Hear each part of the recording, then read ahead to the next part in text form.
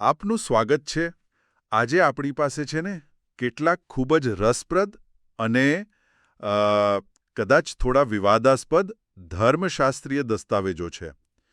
આ દસ્તાવેજો એક એવો વિચાર રજૂ કરે છે જે ઇતિહાસને એમ કે બે ભાગમાં વહેંચીને જુએ છે. તેમનો દાવો છે કે માનવ ઇતિહાસની શરૂઆતથી જ હંમેશા બે એકબીજાથી વિરોધી આધ્યાત્મિક સંસ્થાઓ રહી છે. એકને તેઓ કન્યા ચર્ચ કહે છે અને બીજીને વેશ્યા ચર્ચ. હા, અને અહીં એ સમજવું જરૂરી છે કે આ સ્ત્રોતો ચર્ચ શબ્દનો ઉપયોગ કોઈ બિલ્ડિંગ કે સંપ્રદાય માટે નથી કરી રહ્યા. તેઓ તેને એક વિચારધારા, એક આધ્યાત્મિક વંશ તરીકે જુએ છે. એક વંશ જે સત્યને અનુસરે છે અને બીજો જે સત્યથી ભટકી ગયો છે. આજની આપણી ચર્ચાનો હેતુ આ જટિલ વિચારના ઊંડાણમાં જવાનો છે. બિલકુલ. આપણે એ સમજવાનો પ્રયત્ન કરીશું કે આ દસ્તાવેજો આ બે ચર્ચોને કેવી રીતે વ્યાખ્યાયિત કરે છે, બાઇબલમાંથી કયા ઐતિહાસિક ઉદાહરણો આપે છે અને આ બંને વચ્ચેનો મૂળભૂત તફાવત શું છે. આ કોઈ સરળ વિષય નથી, પણ ચાલો આપણે સાથે મળીને આની ઊંડી સમજ મેળવીએ. આ વિભાજનને સમજાવવા માટે સ્ત્રોતો એક ખૂબ જ જાણીતી વાર્તાથી શરૂઆત કરે છે. રાજા સુલેમાન અને પેલી બે સ્ત્રીઓની વાર્તા, જેઓ એક જ બાળક પર પોતાનો હક જતાવતી હતી. મોટાભાગના લોકોએ આ વાર્તા સાંભળી હશે, પણ આ દસ્તાવેજો તેને એક અલગ જ દ્રષ્ટિકોણથી જુએ છે. હા, વાર્તાનો સાર એ છે કે બે સ્ત્રીઓ રાજા સુલેમાનના દરબારમાં આવે છે. બંને એક જ ઘરમાં રહેતી હતી અને બંનેને લગભગ એક જ સમયે બાળકો થયા હતા. એકનું બાળક રાત્રે મૃત્યુ પામ્યું અને હવે બંને જીવંત બાળક પર પોતાનો દાવો કરી રહી હતી. પરિસ્થિતિ ખૂબ જ ગૂંચવણભરી હતી. અને સુલેમાનનો ઉકેલ જેટલો બુદ્ધિશાળી હતો તેટલો જ ચોંકાવનારો પણ હતો. તેમણે એક તલવાર મંગાવી અને હુકમ કર્યો, આ જીવંત બાળકને 2 ટુકડામાં કાપી નાખો અને બંનેને અડધો અડધો ભાગ આપી દો. આ સાંભળીને દરબારમાં કેવો સન્નાટો છવાઈ ગયો હશે. ચોક્કસ. અને એ જ ક્ષણે બંને સ્ત્રીઓનું સાચું સ્વરૂપ પ્રગટ થયું. જે સ્ત્રી ખોટું બોલી રહી હતી તેણે તરત જ કહ્યું, હા, બરાબર છે, ભલે તેને કાપી નાખો, જેથી તે ન તો મારી રહે કે ન તો તારી. એના હૃદયમાં ઈર્ષ્યા અને દ્વેષ હતો. પણ જે સાચી માતા હતી એનું હૃદય તો કંપી ઉઠ્યું. તે રડતા રડતા રાજાના પગે પડી અને વિનંતી કરવા લાગી, ના મહારાજ, ના, મહેરબાની કરીને બાળકને મારશો નહીં. ભલે તમે તેને પેલી સ્ત્રીને આપી દો, પણ તેને જીવતું રહેવા દો. અને બસ, સુલેમાનને પોતાનો જવાબ મળી ગયો. તેમણે તરત જ બાળકને તેની સાચી માતાને સોંપી દીધું. પણ અહીં રસપ્રદ વાત એ છે કે આ દસ્તાવેજો કહે છે કે આ માત્ર એક કોર્ટ કેસનો ચુકાદો નથી, પણ બે ચર્ચ વચ્ચેના તફાવતનું એક જીવંત રૂપક છે. આ મેં ક્યારેય વિચાર્યું નહોતું. બિલકુલ. આ સ્ત્રોતો અનુસાર જે સ્ત્રી બાળકને જીવતું રાખવા માટે પોતાનો દાવો પણ છોડી દેવા તૈયાર હતી તે સાચા ચર્ચ એટલે કે કન્યા ચર્ચનું પ્રતીક છે. એનું મુખ્ય લક્ષણ જીવનનું રક્ષણ કરવું છે. એના માટે જીવન એટલે કે ભગવાનની આજ્ઞા સૌથી ઉપર છે. બીજી બાજુ જે સ્ત્રી બાળકને મરવા દેવા તૈયાર હતી તે ખોટું ચર્ચ એટલે કે વેશ્યા ચર્ચનું પ્રતીક છે. તેનો સ્વભાવ જ વિનાશક છે. જો તે જે ઈચ્છે છે તે મેળવી શકતી નથી તો તે તેને નષ્ટ કરી દેવા તૈયાર છે. તો પછી પેલી તલવારનું શું? શું તે માત્ર એક હથિયાર હતી? સ્ત્રોતો કહે છે ના. તે તલવાર એ વચનની તલવાર છે, એટલે કે સત્યનું પ્રતીક. જ્યારે સત્ય પ્રગટ થાય છે ત્યારે તે સાચા અને ખોટાને અલગ પાડી દે છે, જેમ તલવાર કાપે છે. સાચું ચર્ચ ભગવાનની આજ્ઞાઓનું પાલન કરીને જીવનનું સર્જન અને રક્ષણ કરે છે, જ્યારે ખોટું ચર્ચ આજ્ઞાઓનો ભંગ કરીને વિનાશ તરફ દોરી જાય છે. આ વાર્તા એમ કે આખા વિષયનો પાયો નાખે છે. સારું. તો આ કોઈ એક સમયની ઘટના નથી, પણ એક રૂપક છે. તો શું આ દસ્તાવેજો એવો દાવો કરે છે કે આ દ્વંદ્વ, આ સંઘર્ષ ઇતિહાસમાં વારંવાર જોવા મળે છે? હા, તે જ તેમનો મુખ્ય મુદ્દો છે. તેઓ દલીલ કરે છે કે આ એક સ્પષ્ટ પેટર્ન છે જે બાઇબલના પાનાઓમાં વારંવાર દેખાય છે. જાણે કે દરેક યુગમાં આ બે ચર્ચ અલગ અલગ નામે અને સ્વરૂપે એકબીજાની સામે ઊભા રહે છે. શરૂઆત એદનબાગથી જ થાય છે. એક તરફ એદન ચર્ચ છે જે પ્રેમની આજ્ઞા દ્વારા સૃષ્ટિ પર શાસન કરે છે. તેની સામે સર્પ ચર્ચ છે જે છેતરપિંડી અને બળજબરીથી પૃથ્વીની વસ્તુઓ પર પોતાનું નિયંત્રણ સ્થાપિત કરવા માંગે છે. અને આદમના સંતાનોમાં પણ આ વિભાજન સ્પષ્ટ દેખાય છે. આબેલ અને કાઈન. સામાન્ય રીતે આપણે તેને ભાઈઓની ઈર્ષાની વાર્તા તરીકે જોઈએ છીએ, પણ અહીં તેને બે આધ્યાત્મિક સંસ્થાઓના સંઘર્ષ તરીકે રજૂ કરવામાં આવી છે. આ ખરેખર એક અલગ દૃષ્ટિકોણ છે. બરાબર. સ્ત્રોતો મુજબ આબેલ ચર્ચ એ છે જે ભગવાનના વચનમાં વિશ્વાસ રાખીને શ્રદ્ધાપૂર્વક બલિદાન આપે છે અને તે સ્વીકાર્ય બને છે. જ્યારે કાઈન ચર્ચ પોતાની ઈર્ષા અને ક્રોધથી પ્રેરાઈને શૈતાનને આધીન થઈને બલિદાન આપે છે, જેનો અસ્વીકાર થાય છે. આ પેટર્ન આગળ વધે છે. નૂહના સમયમાં નૂહ ચર્ચ ભગવાનનો ડર રાખીને એમની આજ્ઞા મુજબ વહાણ બનાવે છે અને આવનારા ન્યાય વિશે ઉપદેશ આપે છે. તેની સામે નિમ્રોદ ચર્ચ આવે છે, જે બાબેલનો ટાવર બનાવીને ભગવાન સુધી પહોંચવાનો અને પોતાના બળથી ન્યાયમાંથી બચવાનો ઘમંડી પ્રયાસ કરે છે. ઠીક છે. ચલો આ પેટર્નને થોડીવાર માટે સમજીએ. આ બધા ઉદાહરણોમાં એક તરફ આજ્ઞાપાલન અને વિશ્વાસ છે અને બીજી તરફ બળવો અને આત્મનિર્ભરતા. શું આ જ મૂળભૂત તફાવત છે? તમે બિલકુલ સાચા મુદ્દા પર આવ્યા છો. આ બધા ઉદાહરણોમાં એક જ પેટર્ન દેખાય છે. એક જૂથ જે ભગવાનના વચન, તેમની આજ્ઞા અને તેમની શક્તિ પર નિર્ભર છે, અને બીજું જૂથ જે પોતાની શક્તિ, પોતાની સમજ, પોતાની ઈર્ષા કે પોતાના ઘમંડ પર આધાર રાખે છે. આ માત્ર ઐતિહાસિક વાર્તાઓ નથી, પણ બે અલગ અલગ માનસિકતાઓનો સંઘર્ષ છે. એક દૈવી છે, બીજી દુન્યવી. આ જ સંઘર્ષ ઇઝરાયેલના ઇતિહાસમાં પણ ચરમસીમાએ પહોંચે છે. ઇઝરાયેલ અને બેબીલોન. હા, સ્ત્રોતો ઇઝરાયેલ ચર્ચ અને બેબીલોન ચર્ચની સરખામણી કરે છે. ઇઝરાયેલ ચર્ચ ભલે તે વારંવાર ભૂલ કરે, પણ તેનો આદર્શ એ છે કે ભગવાન જ તેમના સાચા રાજા છે. જ્યારે બેબીલોન ચર્ચ શૈતાનનું ગુલામ બની જાય છે. તે એટલી હદે ભ્રષ્ટ થાય છે કે યરૂશાલેમના મંદિરના પવિત્ર સોના ચાંદીના પાત્રોમાં દારૂ પીને પોતાના દેવતાઓની પૂજા કરે છે. આ ભગવાન સાથેના સંબંધનો સંપૂર્ણ અનાદર અને ત્યાગ દર્શાવે છે. જૂના કરારમાં તો આ પેટર્ન સ્પષ્ટ દેખાય છે.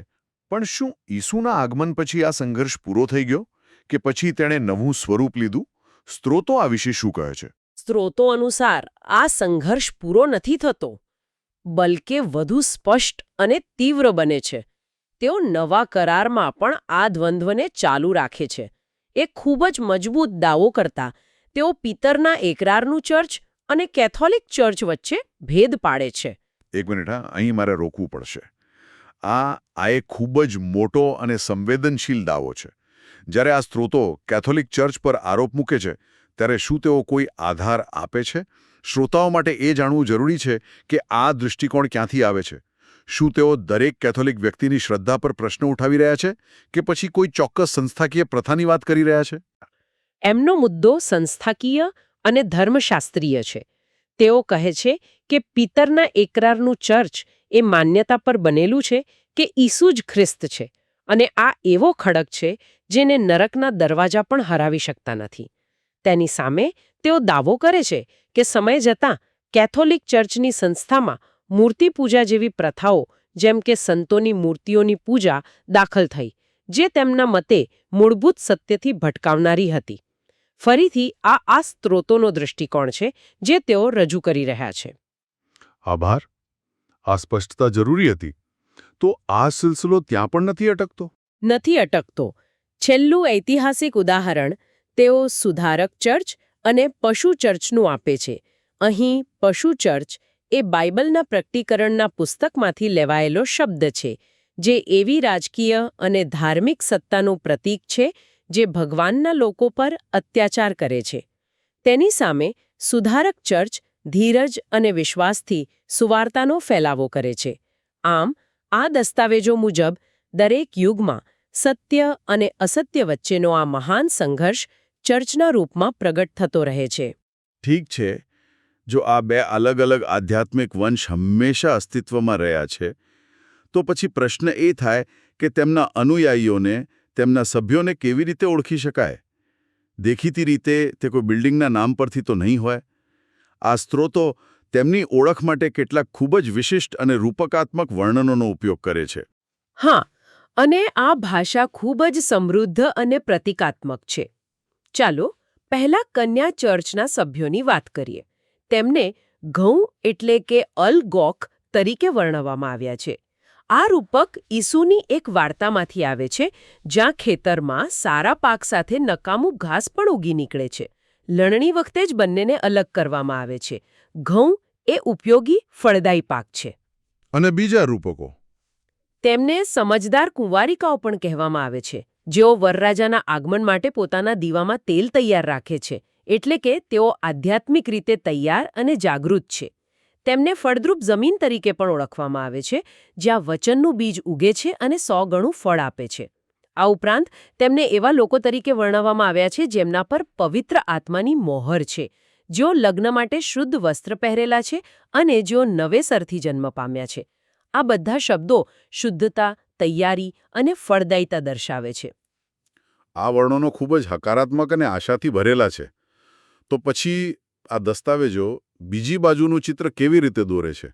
શું તે એટલું જ નકારાત્મક છે? હા, તફાવત ખૂબ જ સ્પષ્ટ છે. વેશ્યા ચર્ચના સભ્યો માટે વપરાતા રૂપકો ચેતવણી રૂપ છે. જ્યાં પહેલા ઘઉં હતા, અહીં કડવા દાણા એટલે કે ગારાજી છે. નકામું ઘાસ જેને અંતે બાળી નાખવામાં આવે છે.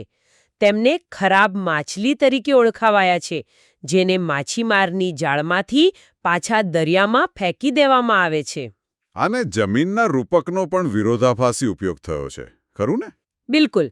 જ્યાં કન્યા ચર્ચના સભ્યો ફળદ્રુપ જમીન છે, ત્યાં વેશ્યા ચર્ચના સભ્યોને 3 પ્રકારની બિનઉપજાઉ જમીન તરીકે વર્ણવવામાં આવ્યા છે. માર્ગની બાજુની જમીન, જ્યાં બીજ સપાટી પર જ રહે છે અને પક્ષીઓ ખાઈ જાય છે. પથ્થરવાળી જમીન, જ્યાં બીજ ઊંડા મૂળ નાખી શકતું નથી અને તડકામાં સુકાઈ જાય છે. અને કાંટાળી જમીન, જ્યાં દુનિયાની ચિંતાઓ અને લાલચ વચનના છોડને દબાવી દે છે અને તેને ફળહીન બનાવે છે. આ ઉપરાંત પણ કેટલાક ગંભીર વર્ણનો છે. હા, તેમને મૂર્ખ કુંવારિકાઓ કહેવામાં આવે છે, જેઓ તૈયાર નથી. તેમને પશુના ઉપાસકો અને પશુની છાપ મેળવનારા તરીકે પણ વર્ણવવામાં આવ્યા છે, જે દૈવી સત્તાને બદલે દુન્યવી સત્તાને આધીન થવાનું સૂચવે છે. અંતે તેમને નગ્ન, જેમના વસ્ત્રો ગંદા છે, અને જૂની પ્રકૃતિના માણસ તરીકે વર્ણવવામાં આવ્યા છે, જેનો અર્થ એ છે કે તેમણે હજુ સુધી સાચું આધ્યાત્મિક પરિવર્તન અનુભવ્યું નથી. આ શબ્દો સાંભળવામાં કદાચ કઠોર લાગે, પણ સ્ત્રોતોનો હેતુ ડરાવવાનો નથી, પણ ચેતવવાનો છે. તે એક આધ્યાત્મિક પસંદગીની ગંભીરતા દર્શાવે છે. આ ચર્ચામાં એક પ્રશ્ન મારા મનમાં આવે છે. આ કન્યાની વિભાવના, શું તે હંમેશા અસ્તિત્વમાં હતી? શું આ ખ્યાલ ફક્ત નવા કરાર પછી જ અસ્તિત્વમાં આવ્યો કે પછી જૂના કરારમાં પણ તેનું કોઈ સ્વરૂપ હતું? આ સ્ત્રોતો અનુસાર આ એક ખૂબ જ સૂક્ષ્મ પણ મહત્વપૂર્ણ મુદ્દો છે. તેઓ દલીલ કરે છે કે જૂના કરારના સમયમાં પણ કન્યાનું એક સ્વરૂપ અસ્તિત્વમાં હતું. જે લોકો પ્રાણીઓના લોહી દ્વારા ભગવાન સાથેના કરારમાં બંધાયેલા હતા, જેમ કે ઇઝરાયેલ રાષ્ટ્ર, તેમને પણ ચર્ચ અથવા કન્યા ગણવામાં આવે છે. તેઓ ભગવાન સાથેના સંબંધમાં હતા. પરંતુ તેમાં અને નવા કરારની કન્યામાં શું તફાવત છે? જો બંને કન્યા છે, તો પછી નવું શું છે? મુખ્ય દલીલ બલિદાનના સ્વરૂપમાં રહેલી છે. જૂનો કરાર પ્રાણીઓના લોહી પર આધારિત હતો, જે આવનારી વાસ્તવિકતાનો માત્ર એક પડછાયો કે પ્રતીક હતો.